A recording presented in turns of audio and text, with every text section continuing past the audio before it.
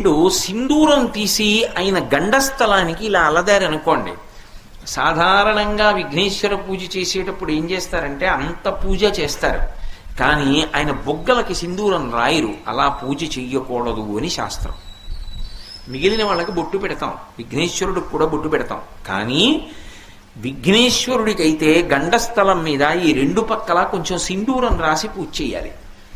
హనుమకైతే పాదముల మీద సింధూరం వెయ్యాలి. పూజకి మొట్టమొదటి వాడెవరో ఆయనకి సింధూరంతో పూజ ముందు గండస్థలానికి అంటే బుగ్గలకి రాస్తాం.